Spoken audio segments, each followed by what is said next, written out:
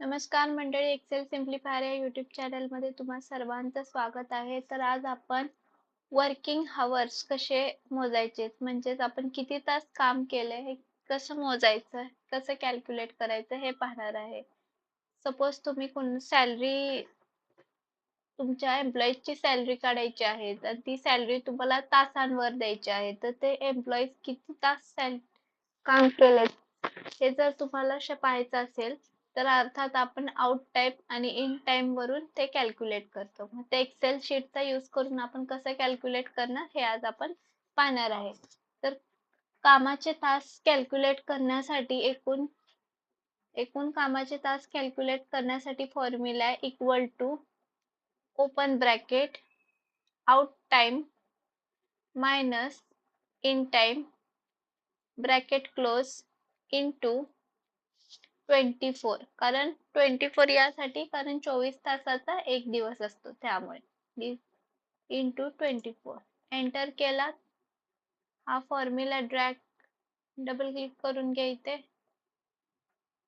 आता control shift 1 press करा, तुम्हाला मिळून जाईल. तर 17/3/25 ला 8 तास काम केलेलं आहे XYZ एम्प्लॉईजनी. 9:12 आलेला एम्प्लॉय 6:30 गेलाय, तर त्याचे 9.5 तास वर्किंग हवर्स झालेले आहेत. कामाचे 9.5 तास भरलेले आहेत.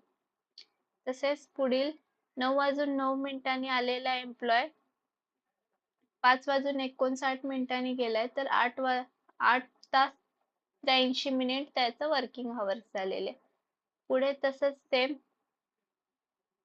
9:01 आलेला एम्प्लॉय 5:41 गेलाय, तर 8 तास 67 त्याचं काय झालंय, वर्किंग हवर्स झालेलं आहे. तर अशा प्रकारे तुम्ही काय करू शकता, तुमच्या एम्प्लॉईजची सॅलरी पाहू शकता. त्यासाठी फॉर्म्युला आपल्याला माहिती आहे काय, equal to open bracket out time minus in time bracket close into 24, then enter. Clear आहे? Okay, thank you.